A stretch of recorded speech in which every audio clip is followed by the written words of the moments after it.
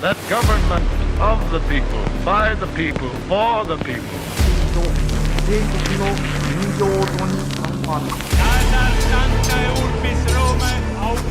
Да здравствует мир между народами. Урд минь Монголын уудам хад, хойно минь Монголын хүчрхэг их мордчлог байваа.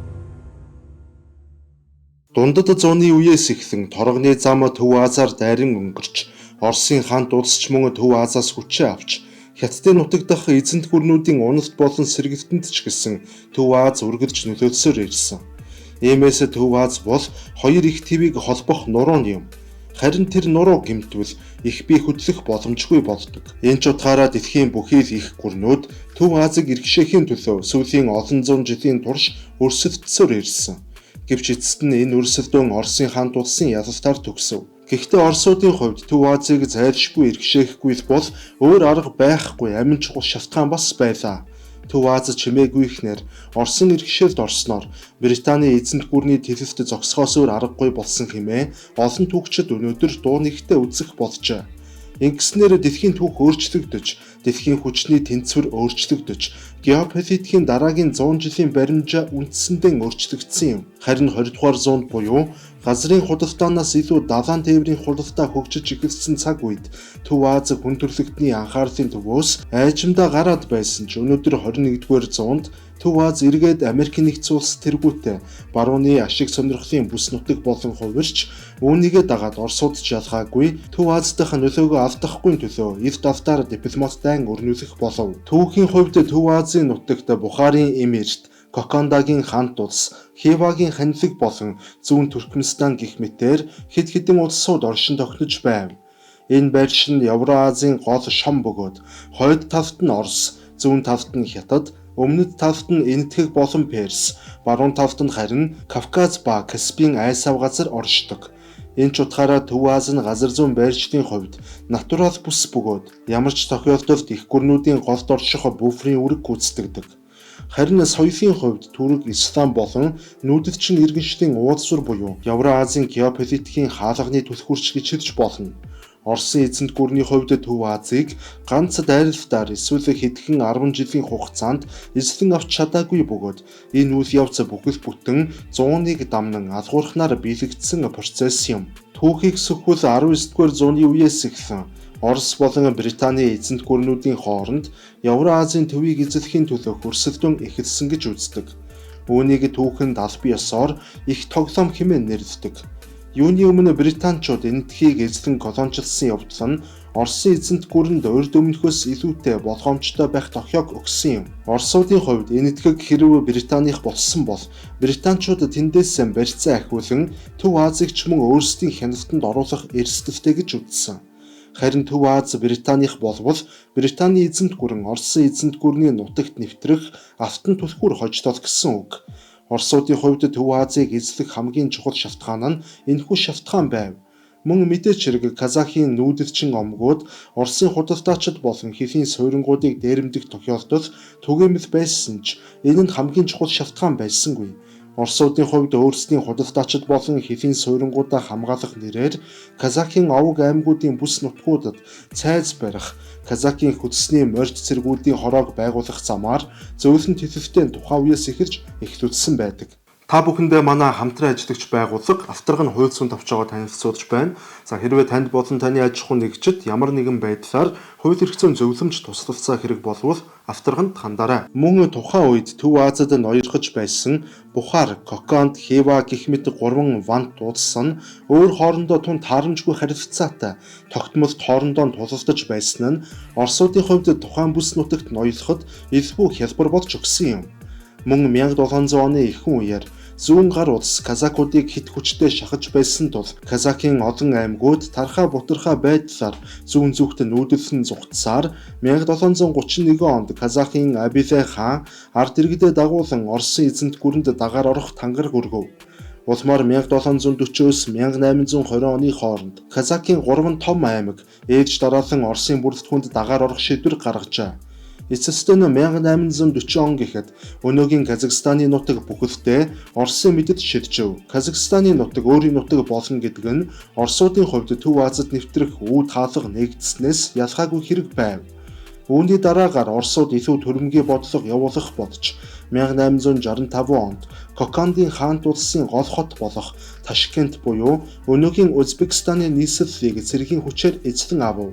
Кокандын хаант улсын нийслэл болон гол хүчээ автсан тул 1876 оноос эхлэн Коканд дотор иргэний дайн дэгдэж эзэн хааны эсрэг бослого тэмцэл хүчээ авч эхэлсэн бөгөөд энэ бүх үмэн самууныг Оросууд тун соргогоор ашиглаж тухайн ондоо гэхэд Кокандын хаант улсыг бүр мөссөн устгаж Узбекистан орчмын газар нутгийг Фергана хэмээх амж болгосон юм. Харин Хивагийн ханилгуудыг Оросын эзэнт гүрэн шалтгаан гарган мөхөсөн байдаг. Хивана тухайн үедээ бүс нутгийн хаан олон замын уулсвар дээр оршиж байсан учраас тэнд боолын худалдаа цэцэглэж боолын худалдааны төв болоод байв. Харин Оросууд энэ үеэр боолын 8-ыг таслан зогсооно гэх нэрийн дор 1873 онд 12,000 орчим цэргийн хүчээр Хивагийн ханилгт довтолсонд Хивачууд эсэргүүцэлгүй бууж өгөв. Гэхдээ эсэргүүцэлгүй бууж өгсөн тул Хивагийн ханилгын хааны титмийг хэвээр үлдээж Оросын вазал улс болгосон байдаг. Харин үлдсэн нэг хүчирхэг улс болох Бухарын эмиртийн хувьд тус улсын дотоодод мөн л хүчирхэг шейхүүд болон нөлөө бүхий язгууртнуудын зөрчил асар хүчтэй байв. Оросын эзэнт улс яг энэ байдлыг ашиглан 1868 онд Ташкент болон Самаркандыг холбох замд дайралт хийж эцэст нь тухайн онд Бухар хот Оросуудад эзлэгдэв. Улмаар 5 жилийн дараа гэхэд 1873 оноос эхлэн Бухарын эмиртийн гадаад бодлого, гадаад худалдаа, төмөр зам гээд бүх салбар нь бүхэлдээ шахуу Оросын хяналтанд бүрэн шилжжээ. Бухар нь тухайн үед онлын хувьд тусгаар улс мэт байсан боловч бодит байдал дээр Оросын вазал болон хувирав. 1881 онд өнөөгийн Туркменийн нутагт Оросын ноёрхлыг эсэргүүцсэн их болслого дэгдэв. Туркмений овгууд асар их морин цэрэгтэй, нэлээд дайчин ард түмэн байсан боловч Оросын их бүү болон Винтовын өмнө тэд хүчин мөхөсдөж бүрэн ялагдав. Ингээд 1885 он гэхэд Каспийн тэнгисээс Памир хүртэлх газар нутаг буюу өнөөгийн Станы орнуудын нутаг бүхэлдээ шахуу Оросын газар нутгийн нэг хэсэг болон хувирсан байна. Оросууд Төв Азийн нутгийг эзэлснийхэн дараагаар тухайн бүсийг бүхэлд нь Оросын цэргийн хатуу захиргаанд шилжүүлж мөн нутгийн уугуул иргэдийг үржил шимтэй газраас нь шахан нүүлгэж оронд нь Орос тариачдад хамгийн сайн газрыг олгох бодлого баримталж Орос хэлний сургуулиудыг олноор нь байгуулж мөн цаашлаад төмөр замуудыг барьсан байдаг. Төмөр замын ачинд Оросууд тухайн бүс нутгийг өөрсдийн зах зээлийн нэг хэсэг болгох байдлаар эзлэн төрөмгийлэх бодлогоо илүү хурдсгана гэж дүгнсэн хэрэг. Гэхдээ үнэхээр тухайн цаг үедээ Оросууд Төв Азийн нутгийг эзэлж чадаагүй байсан бол Британий бодлого цааш үргэлжилсээр Төв Азийн нутгийг буюу энэтхээс Каспийн тэнгис хүртэлх газар нутгаанд тэлэх байсан тодорхой. Мөн Чин гүрэндэч гэсэн газар нутгаа баруун тийш нь тэлэх боломж бүрдэх байв. Гэхдээ энэ бүхнээс арай өөр нэг хачирхалтай хувилбар нь Төв Аз Оросын иргэшэл ороогүй байсан бол Төв Азийн хамт улсууд Османы эзэнт улсыг дэмжих магадлал нэлээд өндөр байсныг нуух аргагүй. Ингэхээр Оросын зүгээс Төв Азийг эзэлсэн явдал нь Оросын эзэнт гүрний хувьд өөрсдийн хяналт бүхий стратегийн буфер бүсийг бий болгосон явдал байв. Яг л 20 дугаар зуунд Монгол улсыг Хятадтай хэллэх стратегийн буфер болгосонтой адил. Улмаар 20 дугаар зууны эхэнд Оросд Большевик хувьсгал ялалтанд хүрч зөвлөлт холбоот улс байгуулагдаж цаг төр ороо босгоо болсон тэр үед Төв Азад ч гэсэн үндэсний үзэл дэлгэрч тусгаар тогтнолын төлөө тэмцэж эхлэв. Үр дүнд нь Кокандын автономт улс, Афтан автономт улс, Бухарын автономт улс гэх 3 өөр улс байгуулагдав. Энэ бүх явдлыг шинээр байгуулагдаад буй зөвлөлт холбоот улс маш болгоомжтой хүлээн авч ямар ч үнээр хамаагүй Төв Азийг зөвлөлт холбоот улсад шууд нэгтгэх ёстой хэмээн үзв.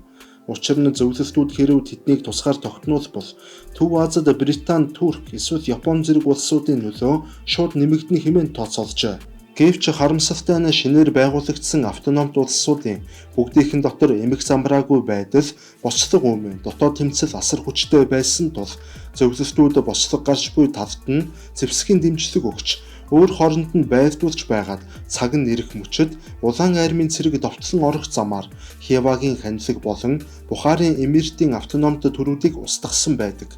Тухайн үед мөн Басмачийн хөдөлгөөн хэмээх нэртэй улс төрийн хөдөлгөөн байгуулагдсан бөгөөд Төв Азийн олон овог аймагуудын эмээрүүд болон тэдний дэмжигчид коммунистуудыг эсэргүүцсэн нэгдсэн байдаг.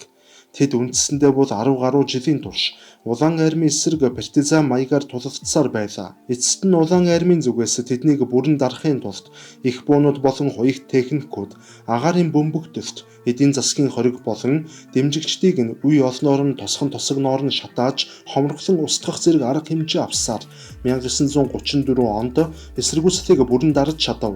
Улмаар 1924-өөс 1925 оны хооронд зөвлөлтүүд Төв Азийн өмнөх хамт улсууд болон тэдгээрийн нэршлүүдийг бүрэн устгаж, Төв Азийн газрын зургийг шинээр зурж, 5 өөр бүгд найрамдах улсыг байгуулав. Тэдгээр 5 улс нэг хэсэгтээ автономт байдлаар байж ирсэн ч 1936 оны зөвлөлт холбоот улсын шинэ үндсэн хуулиар бүгд нэгэн зэрэг зөвлөлтийн бүрэлдэхүүнд шилжжээ. Хэдийгээр тэдэнд тусгаар тогтнох арвин их хүсэл сонирхол байсан ч зөвлөлтийн эсрэг цэрэг болон техникийн хүч хангалтгүй байсан явдал мөн ханилаг болон овог аймагуудын дотоод зөрчил ихтэй байсан. Хаант Орсын нөлөөнд 100 гаруй жил явж ирсэн зэрэг шалтгаануудын улмаас тэдний тэмцэл амжилт олоогүй юм. Тэгэхээр манаас угаас орчуулан монгол хэлнээ хөрвүүлэн гаргасан нацист дарангуулагч Адольф Хитлер 1924 онд шоронд хоригдож байхдаа бичсэн энэ миний тэмцэл хэмээх улс төр нийгмийн сэдвтэй номыг та бүхэндээ санал болгож байна. Энэ ном бол үнэхээр түүхийг ойлгодог, түүхийг мэддэг, мөн 20 дугаар зууны түүхийг маш их шимтэн сонирхдаг хүмүүсийн хувьд бол маш үн цэнтэй судалгаа шинжилгээний бүтээл болсон гэдгийг бол хэлэхэд таатай байна. 1991 он бол Төв Азийн хувьд 20 дугаар зууны хамгийн том эргэлтийн цэг байв. Зөвлөлт холбоот улсын дотроос эхэлсэн энэхүү эдийн засгийн хямрал, улс төрийн задрал, Москвагийн төвлөрсөн аппарат нуран унах үед Станы бүгд найрамдах улсууд анх удаага жинхэнэ утгаараа тусгаар тогтнолын боломжит нөхцөлтөд нүүр тулгарсан юм. Казахстан, Узбекистан, Кыргызстан, Туркменстан болон Тажикстан зэрэг орнуудын аль нь ч өөрөө төрүүлж зөвлөлт холбоот улсаас салах саналаа илэрхийлсэнгүй. Харин 1991 оны 12 дугаар сард болсон Беловежийн гэрээний дагуу зөвлөлт холбоот улс бүрэн устгагдсанаар Төв Азийн орнууд өөрсдийн хүчээр бус харин түүхийн хийсвэр хувь салхины хүчээр тусгаар тогтносон улсууд болон хувирцгаав. Хэдийгээр тэд тусгаар тогтноод баяртай байсан ч нэн даруй 3 том сорилт гарч ирэв. Эдийн засгийн уналт, улс төрийн институцийн сулрал, үндэсний хил хуваалтын маргаан. Эдний дундаас Казахстан улс харьцангуй тогтвортой замыг сонгож өөрсдийн уул уурхайн баялагын нөөц болон геополитикийн тэнцвэрт байдлаар оршин тогтнож чадсан бол Тажикстан улс шуудал иргэний дайнд живсэн байдаг. Харин Туркменстан улс дарангууллын замыг сонгож хаалттай улс болсон бол Узбекистан дотоодын хатуу тогтвортой байдлыг хангах замыг сонгов. Харин өнөөдөр эдгээр Станы улсуудын тусгаар тогтнол нь зөвхөн өнгөрсөн үеийн үйл явдал гэхээсээ илүүтэйгээр Евразийн геополитикийн шин төв болон хувирч Орос, Хятад, Турк, Америк нэгдсэн улс зэрэг их гүрнүүдийн өрсөлдөөний гол талбар болон хувираад байна. Ямар ч тач их гүрнүүдийн эрх ашиг Төв Азид төвлөрч байгаа энэ үед Станы орнуудын хувьд хуучин цагийн зөвлөлтийн сүдрээс гарч Евразийн төвийн шин тоглогчд болон мэдлэх бүх боломж нөхцөл байдал хангалттай бүрдээд байна.